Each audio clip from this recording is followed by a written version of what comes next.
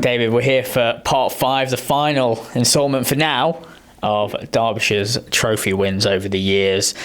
We've got to the 2012 County Championship Division 2 victory. But as with all parts in this series, we're going to just have a look back at the period leading up to it. And now, we left viewers in 1993 last time. And a lot happened over the next 19 years, good and bad.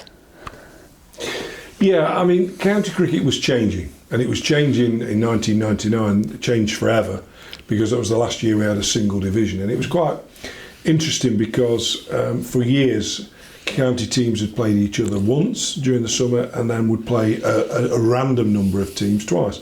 And then with the advent of Durham and 4-day cricket in 1992, we suddenly found for 7 years we'd got an 18-team championship. Everyone played each other once over 4 days. And it finally looked as if some real structure had come to the domestic game, particularly where red ball cricket was concerned. But there was a vote which Derbyshire didn't support in 1997 to go to 2 divisions, and that changed cricket irrevocably because there was a demand for players to want to play Division 1 cricket. Yeah. We see that, it's a common thread. But during that period in the mid to late 90s, after the 93 Benson's win, in 1995 Kim stepped down from the captaincy after 13 years. Dean Jones came in and inherited a very good team. Philip de Freitas had been recruited by then, and so we still had Dominic Cork, we still had Kim, we had Adrian Rollins, Cricken, Chris Adams. There were still lots of good players, Devon Malcolm, and he inherited a very good team but drove them with a real determination that had been Barlow-esque in its application. And we rose to second in the table that year. Leicestershire won the title, they beat us to it, and you know, it may be some time before Leicestershire and Derbyshire are the 2 dominant sides in red ball cricket in England. But that was a wonderful summer, but it was short-lived. Jones went in the midst of 1997. There'd been an element of recrimination, and in 98 we reached the Lord's final, which was the kind of final hurrah for many in that team because Kim left at the end of that year. Cork obviously was in the team. Kevin Dean, some good players in that side. Kevin Dean was in that side. But that was sort of, you sense that was a point where the promise that had been there throughout the late 70s, the 80s and the 90s was starting to come to an end. And as we came into the 21st century with 2 divisions, it was clear that things had changed. And what else had changed was player movement. So having had a fairly consistent side, I mean, I think there was a year in the 60s where Derbyshire didn't give a debut to anybody because the side was so settled.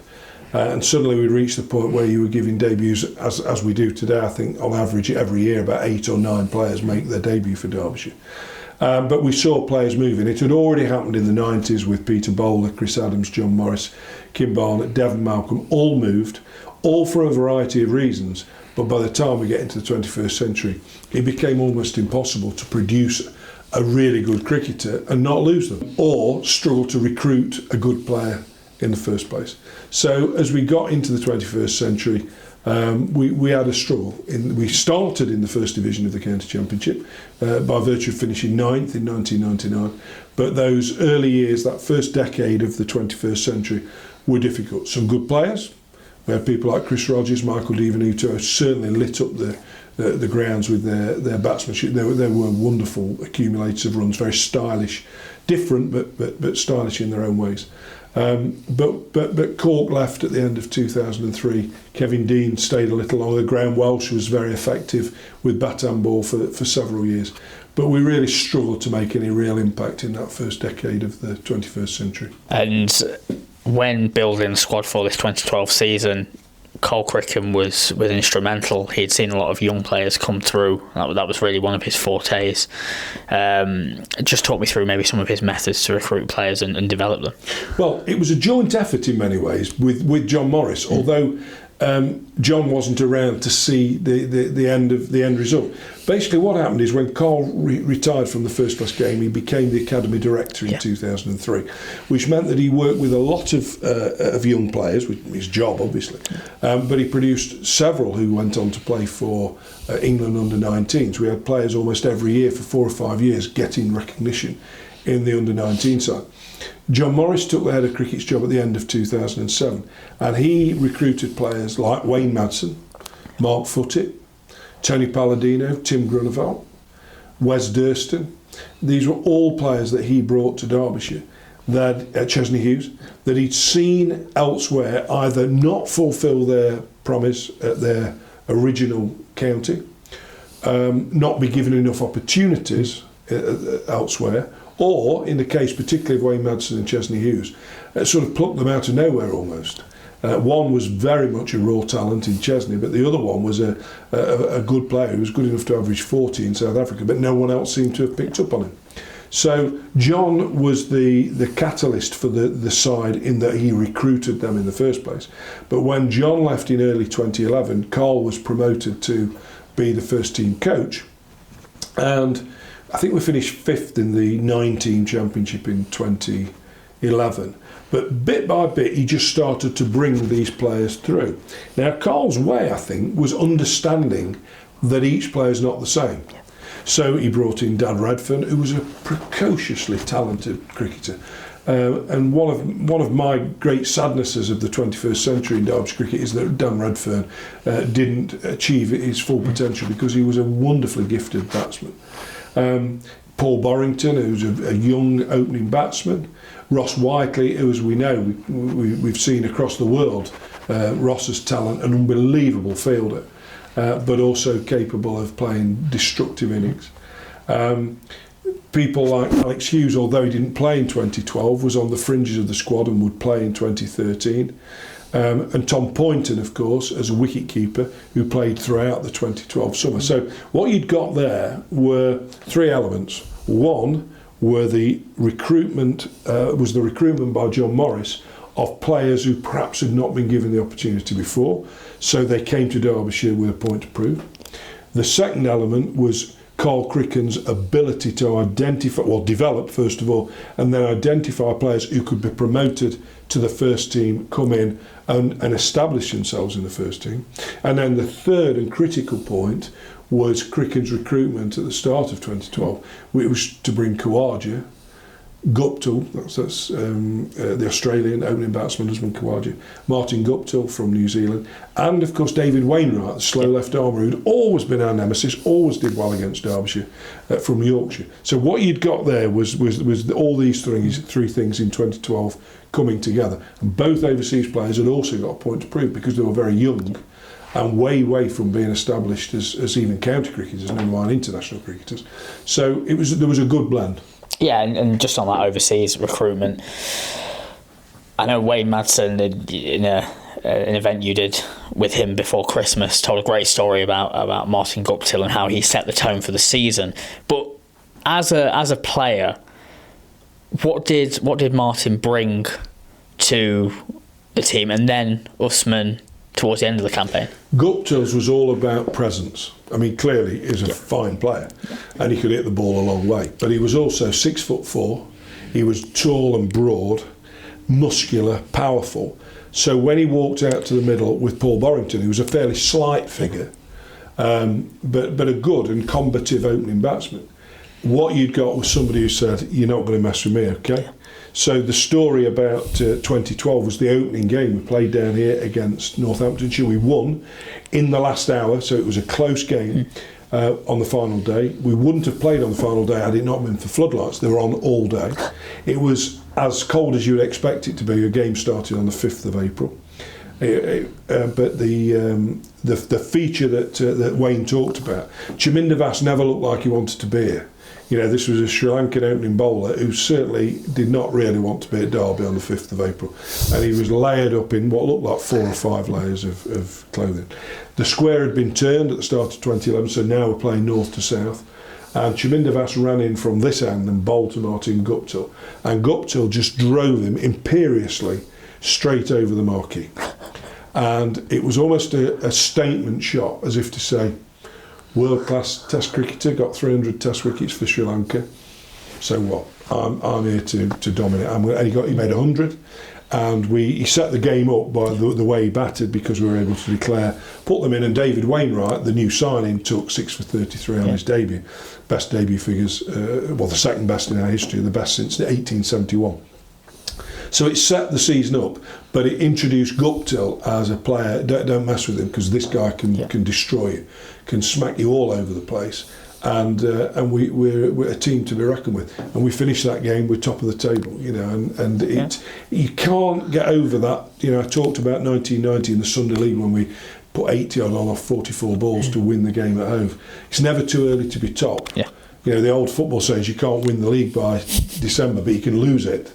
It's never ever too early to be top, and that was a great victory over Gloucestershire. And Guptill was presence was absolutely his forte. And the team was led on the field by Wayne Madsen. Yeah, well, Wayne had taken over the captaincy when Luke Sutton surprised us all by retiring. And Luke had come back. He'd been captain in 2011, had a good season, 500 runs, 50 dismissals behind the sticks. But not only did his departure mean Tom Poynton had an opportunity to take up the gloves, but we've got to find a captain. And I wouldn't say Wayne was a reluctant captain. I know we've had conversations in that evening with Wayne, an audience with, when we talked about the captaincy. But he was kind of thrust into him. He was a relatively young man, remember. He would only have been about 26, I think, when he took the captaincy. But he got some good players around him. Tim Grunewald had a good cricketing brain, a fellow South African. And he got Tony Palladino, another good opening bowler. Both were instrumental in the championship win. Wainwright knew what to do. He knew to, if it was working for him, he's going to turn the ball and be a match winner, and if it's not, he's going to bowl almost like the third or fourth seamer, just keep it tight to and over, and he did it perfectly all summer. So, I think Wayne obviously got people like Wes Durston around him, and Martin Guptill and latterly Kawaja. So there was experience around, but I think Wayne acquitted himself very well that year. Yeah, and of course you saw every day of that season. What, other than of course the final game, which games for you were crucial in that season? Two of them. One at Northampton, where we were in real danger of a really heavy defeat, and we were 8 wickets down. Wayne and Tom Poynton came together. They put on 261 for the 9th wicket, which is the third best 9th wicket stand in the history of the game worldwide. But not the best at Derbyshire, because of course we still hold the world record. Warren and Chapman at Blackwell in 1910, they put 283 on. But it was, and this I suppose shows the difference. We're 13 years on now. Wayne got 231, Tom got 106. Magnificent partnership, but there was a possibility they could break the world record. And the following morning, not only were Tom's mum and dad there, but also the cameras were there, TV cameras. I know Midlands Today were there, and national photographers from the national press were there, because there was this possibility that Derbyshire would, this pair would break the world record, which didn't come to pass. But that game was crucial because we drew it. Had we lost that, well, bear in mind we went up on equal points with Yorkshire, but we won the title by virtue of having won 6 games, they won 5. But if we'd lost that game at Northampton, it would have certainly derailed our chances. But the big game was the Kent game down here, when we were 100 behind on the first innings against Kent. Tony Palladino took 7 for 54, bowled beautifully, really well controlled. He was a fine bowler, Tony Palladino, and it's often only after a player's left that you realise how good they were.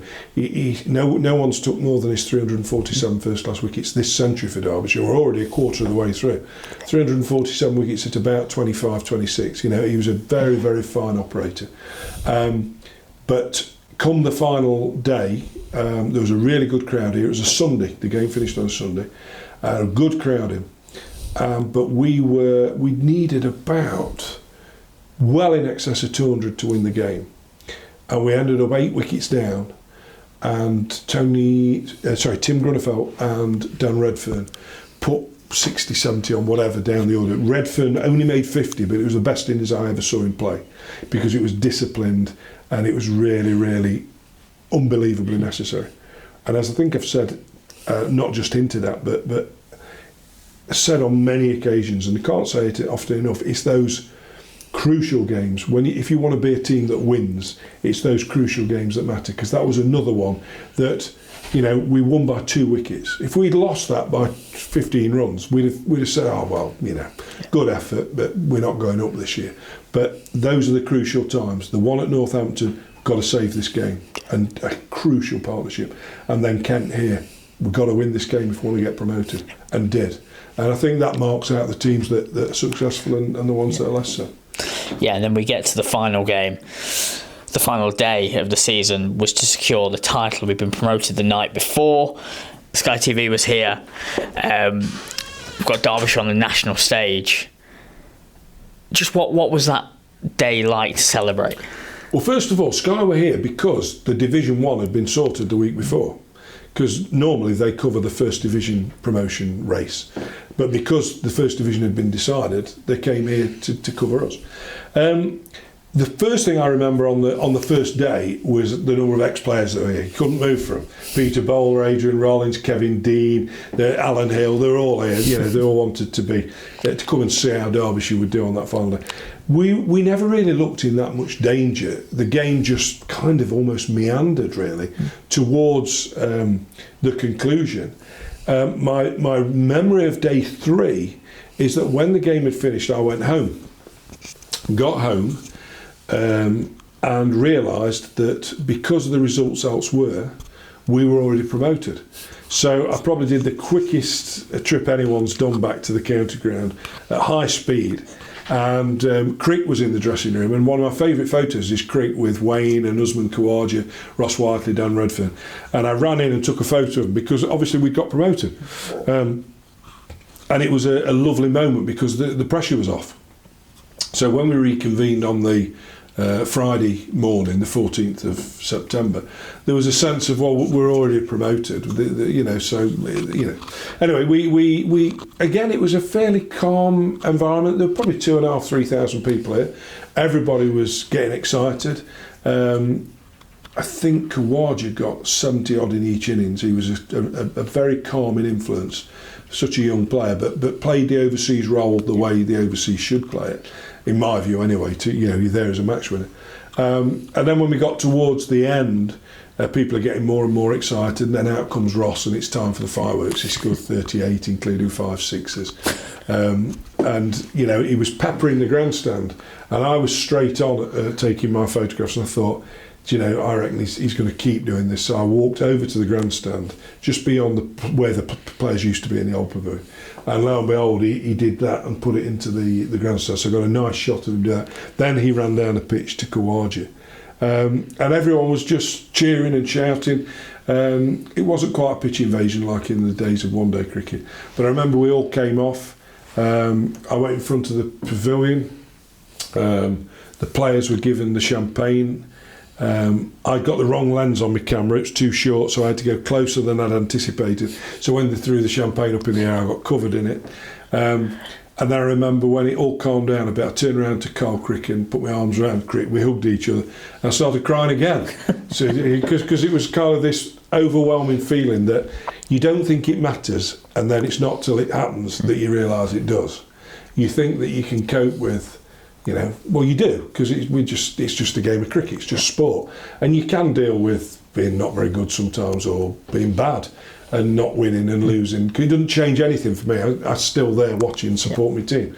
But it made you realise just how important winning was, because the emotion just flooded out of you. You thought, no, it does matter.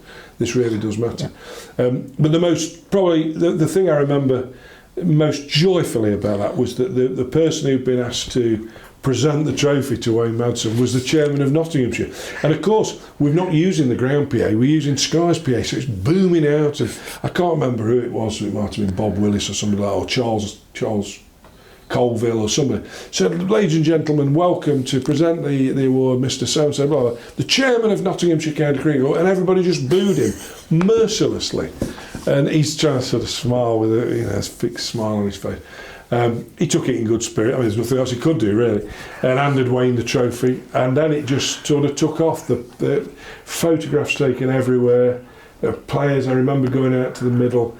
I got a lovely shot of players sitting on the pitch, smoking cigars with bottles of champagne on the pitch. Just completely chilled out. The players went into the pavilion, the trophy was passed around, people were having a picture taken holding the trophy and everything. And I remember Mike Atherton doing a post-match interview, and he said, some years ago I wrote in the Times, I don't know what Derbyshire are for. I don't know what they exist for. He said, well, we've seen now today, because they've had judicious recruitment, they've brought young players through, and they've brought some good overseas players, so I can now see what Derbyshire are all about.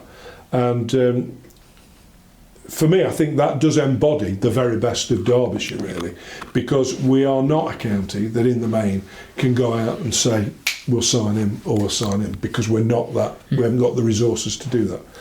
But we are the sort of county that can go and sign other people's players who've not been given the opportunities, or who have been ignored, or have just not performed, but someone's seen a spark. And we can certainly produce our own, because we have an academy. There are players coming through it every year.